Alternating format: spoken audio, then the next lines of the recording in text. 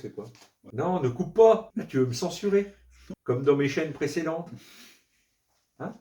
Bien, bonjour à tous. Bon, tout, allez.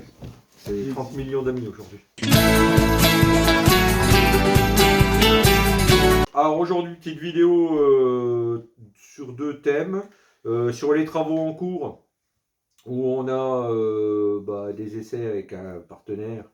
Cette année, c'était très intéressant puisqu'on a fait des conduites sans produits phytosanitaires classiques en essayant de réfléchir uniquement sur la nutrition pour faire face, alors ça tombe bien cette année parce qu'il y a une pression latente et colossale sur bon nombre de cultures, enfin notamment blé et orge, où aujourd'hui ces conduites nous donnent bon espoir sur comment créer des conditions hostiles aux maladies et surtout les stopper.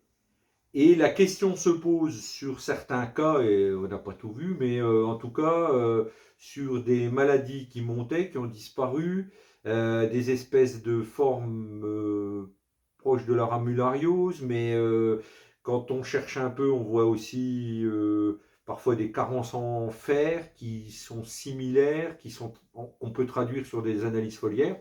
Bon, bref, ça demande un petit travail de synthèse, mais c'est relativement intéressant, avec des conditions effectivement incroyables au niveau météo, et qui nous permettent de réfléchir là-dessus. On va vous mettre des photos un peu de conduite d'orge sans phyto. Toujours pareil, vous nous demandez, vous pouvez aller voir. Moi, je ne vais pas faire plus de commentaires que ça. Le but, c'est pas d'expliquer qu'on a la formule magique, surtout pas, mais que voilà, il y a des travaux qui sont en cours avec des choses intéressantes. Et vous pouvez contacter cette personne si elle le souhaite, parce qu'elle est un peu particulière. Je déconne, elle s'en reconnaîtra. C'est pour toi, Axel. En fait, voilà, donc sur ces suivis de culture, c'est relativement intéressant. Alors, on en a un peu dans toutes les régions, donc n'hésitez pas à nous demander. C'est intéressant, ça demande à travailler, il faut être prudent, il faut regarder, voilà, des choses qu'on fait depuis quelques années. Pour amener une autre lecture technique et surtout des dossiers un peu plus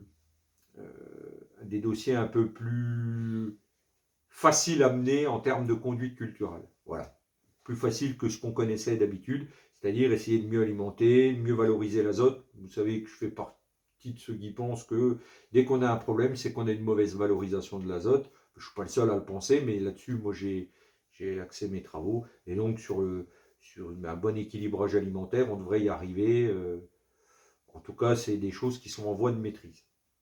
Voilà, ça c'était le premier point. Le deuxième point, c'était revenir sur d'essayer un peu d'anticiper l'état des cultures étant ce qu'il est. Je ne vais pas vous en remettre une couche. Et il faut toujours prévoir la campagne prochaine. La campagne prochaine, il va y avoir, on va bientôt réfléchir à des questions. Effectivement, vous ne les posez pas sur le moment, mais elles ne vont pas tarder d'arriver dans la tête de tous les agris. L'approvisionnement en azote sur la prochaine campagne. Et donc, commencer de travailler très fermement avec les avancées sur la valorisation de l'azote et redonner de l'autonomie azotée au sol. C'est-à-dire, pour ce faire, le gros levier, en tout cas qui m'intéresse, c'est donner un peu plus de levier d'action sur du stockage d'azote, moins de perte d'azote et aussi la fixation d'azote atmosphérique. Alors, il y a des produits commercialisés aujourd'hui. Il y a différents essais. Je pense que là-dessus, je ne vais pas trop m'y risquer parce que la lecture et la connaissance de chaque produit est très compliquée. Moi, honnêtement, je n'ai pas eu trop le temps. Par contre, ce qui m'intéresse, c'est au niveau du sol, développer les azotobactères. Déjà, avant d'en rapporter, c'est qu'est-ce qui est intéressant. Et toutes les sources d'azote, puisque vous savez qu'il y a beaucoup d'azote dans l'atmosphère, en ramener au sol, ça paraît quand même plutôt intéressant. Et pour ce faire, des bactéries sont prévues à cet effet, et stimuler ce type de bactéries reste quand même très intéressant. Alors, ce qu'on sait, c'est que fondamentalement, voilà, ces bactéries n'aiment pas trop la paille. Enfin, en tout cas, c'est pas le truc le plus facile à maîtriser de faire venir ces bactéries par de la paille. On sait qu'elles aiment beaucoup le sucre, ça on sait fondamentalement, et on sait aussi qu'elles ont besoin de milieux quand même plutôt floculés. Alors elles ont un fonctionnement très atypique, et à un moment il va y avoir une forme d'anaérobie très chronique, qui va durer sur un laps de temps, et après des conditions globalement aérobies. Donc l'effet structure combiné à des bons amendements, un bon choix d'amendement et combiné à des bonnes formes organiques peuvent très certainement nous amener sur un volant d'autonomie azotée. Donc ça c'est quand même super important. Et donc c'est des itinéraires culturaux qui sont intéressants en termes d'amendement et d'amendement minéral et d'amendement organique. Combiner les deux pour arriver à ce volant d'autonomie azotée où on va redynamiser les populations d'azotobactères. Populations d'azotobactères qui vont effixer de l'azote atmosphérique et fournir une partie d'ammonium aux champignons. Ça, c'est important aussi. Il va y avoir aussi deuxième phénomène à prendre en compte, la minéralisation, qui, je le répète, pour moi est très important. On ne peut pas minéraliser, on ne peut pas, par exemple, amener de la bonne matière organique nutritive au sol sans qu'il y ait une grosse partie de minéralisation. Alors, tout le monde le sait, mais c'est bon de le rappeler quand même, que la minéralisation, c'est un process important. Ça peut paraître antinomique comme ça, mais pour bien édifier un équilibre organique qui fonctionne bien, il faut une partie de minéralisation, c'est indéniable. Minéralisation, c'est les bactéries, essentiellement, et les bactéries, elles, quand elles montent, eh ben, c'est de la matière organique. Hein, on oublie de le dire aussi assez souvent. Ce en quoi, je le dis et je le redis, il faut prendre soin d'avoir une bonne politique d'amendement, organique et minéral, et une politique de fertilisation, parfois qui en passe par le minéral, pour relancer toute la machine. C'est toute la difficulté de trouver le bon équilibre entre les formes et les quantités. Dans un état aujourd'hui où sont les sols, hein, c'est-à-dire que on a souvent, je pense, de cette approche qui dérive de la bioindication, de la matière organique qui est sous une forme de fermentation plus ou moins de bonne qualité et qui ne nous permet pas d'obtenir la quintessence de ce taux de matière organique qu'on a dans les sols. C'est pour ça que souvent je dis, ouais, peut-être qu'on est parfois, de façon très provocante, il y a des sols qui souffrent d'excès de matière organique, le tout étant de savoir quel type de matière organique. Donc voilà. C'est une question que j'aime à soulever parce que on s'est construit autour de beaucoup de mythes et même d'artefacts techniques agricoles.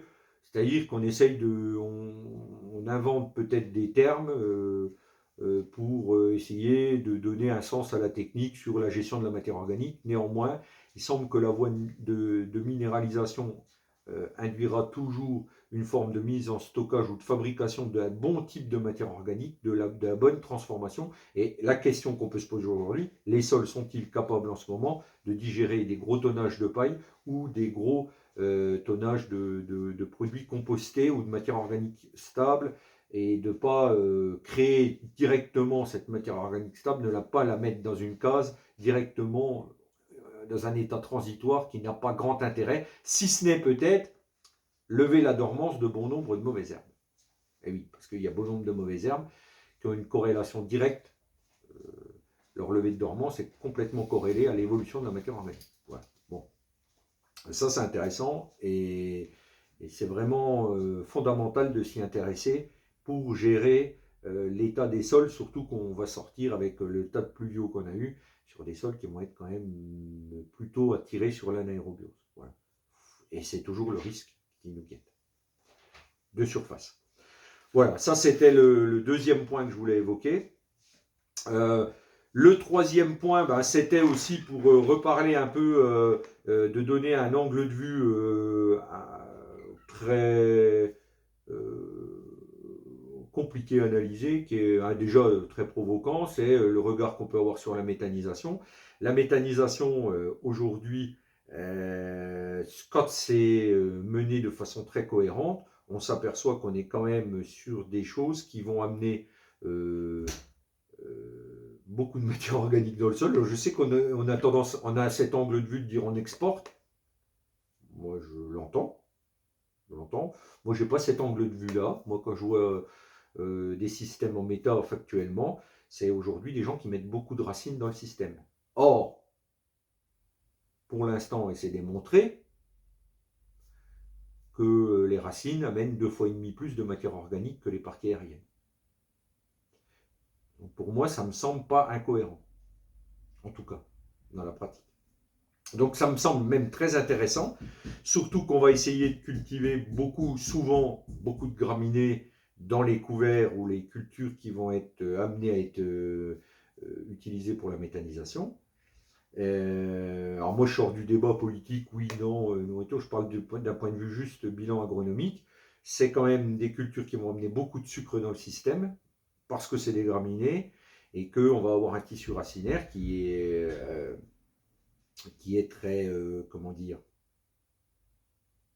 fasciculé, donc qui va être très structurant sur les premiers centimètres. Donc ce système, moi, me paraît d'une pertinence incroyable. De surcroît, ben voilà, pour l'instant, de ce qu'on suit, oui, le digesta qui provient d'un processus anaérobique, effectivement, ben, le digesta, moi en pratique, je vois que des très bons retours. Très très bons retours. C'est même assez bluffant. La question est, pourquoi le digesta est-il aussi bon? Alors, ce n'est pas sur la partie organique que ça peut amener, le digesta liquide, mais surtout qu'on amène très certainement une combinaison d'azote qui a l'air d'être très pertinente, combinée à du potassium. Et encore une fois, ça met juste en avant l'association azote-potasse sur l'efficacité même de l'azote. Donc ça me paraît très intéressant. Et aujourd'hui, moi, de ce que je peux constater empiriquement, eh ben, c'est vraiment des sols qui vont de mieux en mieux. C'est la méthanisation, c'est un coup à mettre les techniciens comme moi au chômage, parce que ça résout quand même, le digesta liquide, très empiriquement pour l'instant, du recul qu'on en a, ça semble être quand même un produit qui semble plutôt avoir des vertus positives sur les sols. Donc je sais que au moins ça va susciter des réactions et je sais que je vais avoir beaucoup de retours, mais néanmoins le débat en vaut la peine parce que souvent peut-être un peu trop décrié à tort. Voilà, ça c'est une question qu'on peut se poser. Moi j'ai pas l'impression, enfin en tout cas de ce que j'en vois, que c'est bien mené, des systèmes bien intégrés. Alors il y a d'autres problématiques, hein, l'épandage du digesta, ce que ça mobilise, mais bien sûr, le trafic dans les champs, ça aussi. Et ce sont des choses à intégrer. Je parle d'un point de vue agronomique, le fait de produire, de laisser des racines au sol, d'exporter les parties aériennes et de ramener de faire un espèce de circuit fermé et de ramener l'azote et la potasse dans le système. C'est une vraie bonne question. Et moi, je trouve ça, en tout cas, ça mérite d'être étudié fermement, qu'on ne soit pas encore dans des mythes agricoles ou dans encore une fois, des artefacts, des choses qu'on crée sans vraiment, on tire des raccourcis rapides. Voilà. Il ne faut peut-être pas prophétiser la fin des sols à cause de la méta. Il ne faut pas fermer les yeux en disant que c'est cool, mais vraiment s'intéresser en profondeur. Et quand on s'intéresse en profondeur, on voit très bien que pour l'instant, les premiers constats sont plutôt un retour positif d'un point de vue agronomique. Voilà. Alors, encore une fois, il y a la façon dont c'est mené et le système dans lequel c'est intégré. Mais clairement, voilà. Moi, je ne peux que souligner ces constats qui sont vraiment, vraiment intéressants. Donc voilà, petit sujet un peu pointu, peut-être parfois un petit peu irritant, anguleux, où on peut débattre longtemps là-dessus. Moi, je trouve ça intéressant. Voilà les 3 sujets que je voulais aborder. Les premiers retours, donc si vous avez des questions sur des suivis en grande culture conventionnelle de conduite sans intervention de produits susdites phytosanitaires, plutôt sur la conduite alimentaire, c'est-à-dire essayer de se prémunir d'eux et d'arrêter des montées de maladies, on a des choses à faire voir. C'est de la démo, c'est très humble et c'est plutôt de l'échange. En plus, moi j'aime beaucoup la mise en essai chez l'agriculteur, plutôt que de vous inonder d'essais tout fait, puisque là c'est quand même très multifactoriel et c'est très dur à randomiser. Eh bien voilà, je peux vous donner des adresses que vous pouvez contacter, c'est encore le mieux plutôt que de passer par enfin si l'intermédiaire c'est moi pour la mise en relation, mais vous puissiez aller voir sur place si vous le souhaitez.